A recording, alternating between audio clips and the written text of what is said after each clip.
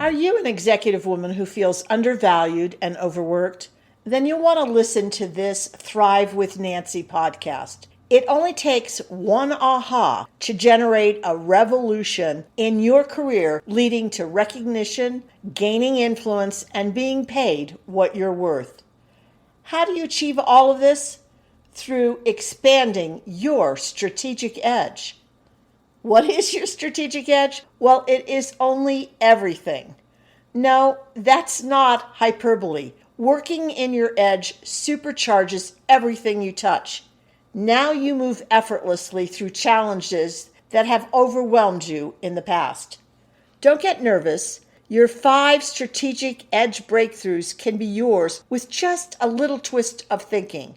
And the good news is that some may be part of your skill, attitude, and behavior arsenal already, so they require only a bit of tune-up on your part. While I anticipate you also realize something you've never recognized before that will strike you right between the eyes.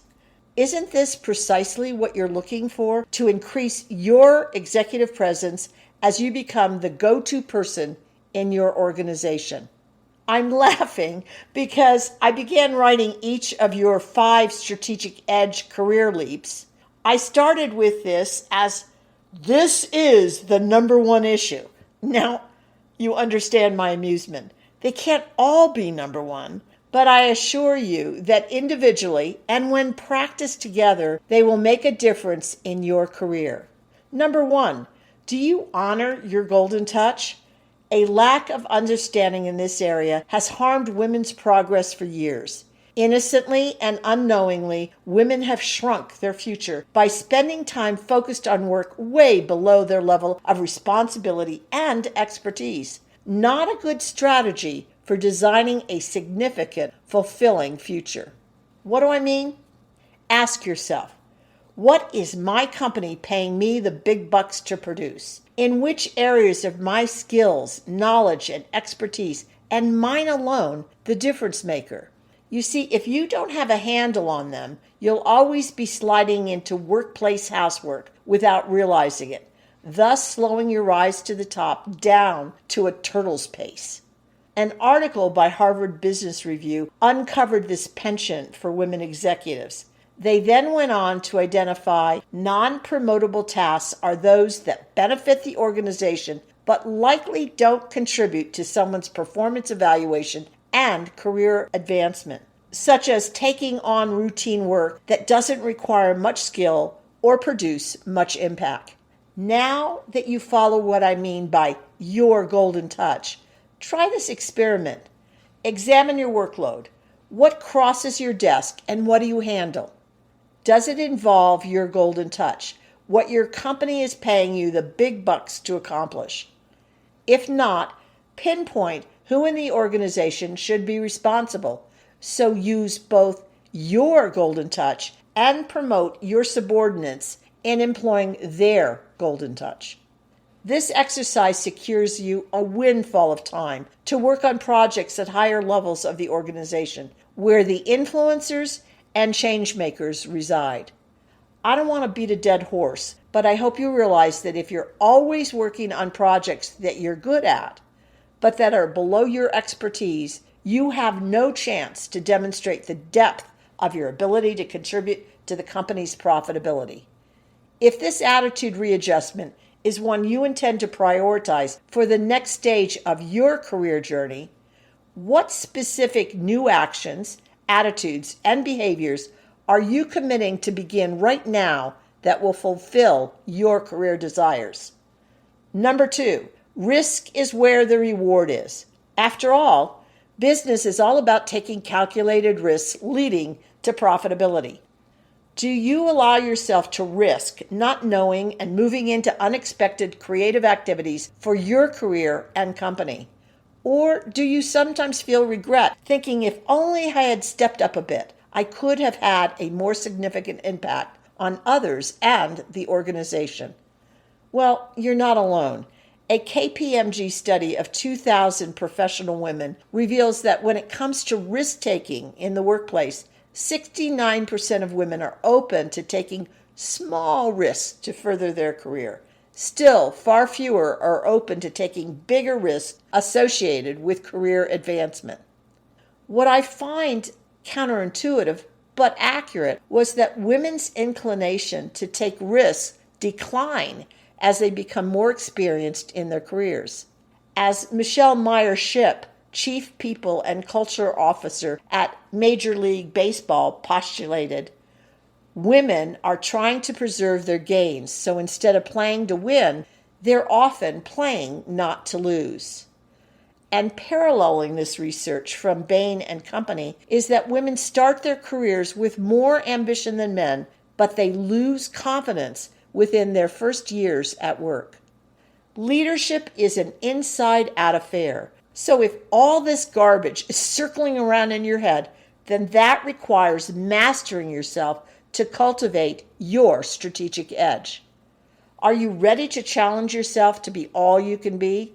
Then start determining what you will volunteer for or run toward to contest that voice holding you back. Now watch your career take wings. Number 3, stop acting as though you're a commodity and start appreciating you're a talent. Too often when job hunting or vying for a promotion or seeking a salary increase, women endeavor to prove their worthiness. This approach has you relating to your job with a commodity mindset, which is not who you are. You're a talent. As a commodity, others determine your value, but as a talent, you're incomparable and you get to negotiate your salary. Such a shift in viewpoint is subtle. It has you responding to situations with authenticity, confidence, and power. It has you standing on your individual, unique competency and giftedness rather than competing as though you are a product whose dollar value is established by the marketplace. Such a seemingly insignificant shift in attitude will have your boss and company measuring you as a future leader. And by the way, organizations unlock the bank for those talents who know your strategic edge. 4, it's not personal. Everywhere you look, someone is talking about emotional intelligence as an essential for leadership. The good news for women is that research demonstrates we women executives own emotional intelligence. We read body language in a nanosecond, almost without realizing we're doing so. Women are naturally empathetic, which has us relating to others better, and our emotional intelligence brings a whole slew of other skills to the leadership table that offers us advantages. Right about now, you're probably shaking your head wondering, if all of this is true, why is my career not further along? All this sensitivity and being in touch with your emotions can damage a career if you allow it. You may be taking comments and advice too personally. When I'm coaching men, their major complaint when dealing with women in general, especially their subordinates, is this very issue. What they say to me is, I told her the project was no good, but she's acting as though I said she's no good. I agree, this executive needs awareness training, which is why he worked with me. But you have to understand that not every boss you report to has been coached. Instead of taking offense, it is up to you not to quit on yourself, but rather stand firm, knowing how good you are. Ask questions, not defensively or belligerently. No, ask out of curiosity and a desire to make this the most excellent project your boss has ever received. Because ultimately, it isn't about you feeling good. It is about producing the best for your clients through your strategic edge. Where are you being too sensitive and harming your career? Is there a way you can neutralize taking the evaluation on as personal? Start thinking curiosity and puzzlement as your first line of defense. Then ask non-defensively for clarification. This slight reception shift will set you up to be the go-to person for your boss and your company. 5, it isn't all you think it is. As we alluded to earlier, confidence is a diminishing attribute for executive women. And it's hard to walk into leadership roles without demonstrating confidence in your ideas and vision. After all, who would follow a leader who is through body language and words saying, I'm not sure, but I think this is a good idea. What do you think? No, we're looking for leaders who we believe in, respect, and appreciate following. On the other hand, sometimes it comes down to being so set on following the rules of business that we are unwilling to hear a no. This attitude is seen in the Hewlett-Packard study, where they were curious about why more men were being promoted than women. Packard found their male executives apply for positions when they're 60% qualified, whereas women only go for the job when they meet 100% of the description. At first glance, this appears to be purely a confidence issue, and I also see it as women believing the rules are more important than extending themselves to apply for more significant positions, where a no may be the result. Where do we women get the concept that we can't stretch and grow into our next assignment, but have to perfectly cross every T and dot every I? Or where do women come up with a belief that success can only be achieved through a narrow conduit that only permits those with the proper credentials and the right experiences and acting just like everyone else can get through? As a result, we often don't bring the skills that lead to higher levels, which are more about softer skills and less about expertise. On the rise to the top, the organization is looking for those talented at inspiring others, speaking up, generating futures, connecting with the workforce, demonstrating integrity, exhibiting self-awareness, taking the hits, getting back up, and so much more. Phew! Those certainly aren't measurable, nor are they written rules of the game. As you grow your strategic edge, you'll discover rigidity and correctness aren't the way to achieving leadership.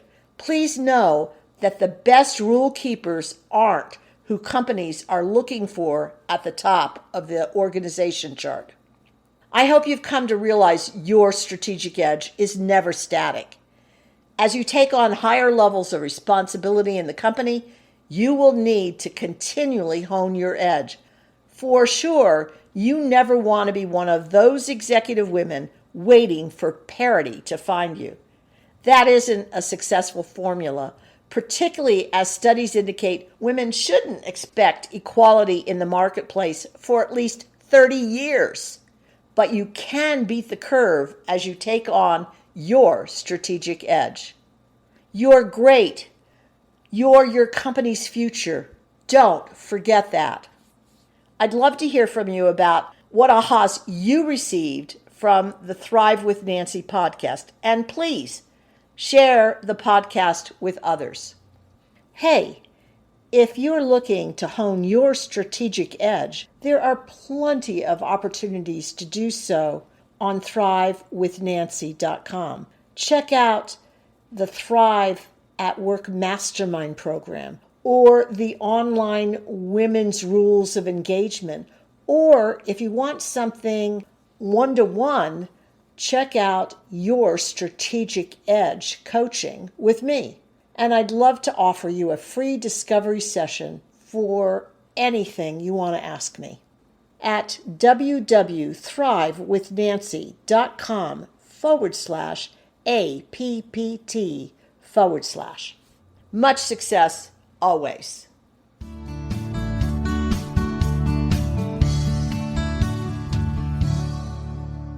I'm thrilled you've listened to the Thrive with Nancy podcast. My intention is to offer quick tips designed for you to apply right away, ones that will boost your career immediately.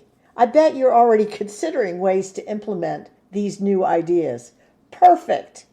Now, if you do me a favor, pass the podcast link on to those who will benefit, your friends and coworkers. Thanks so much.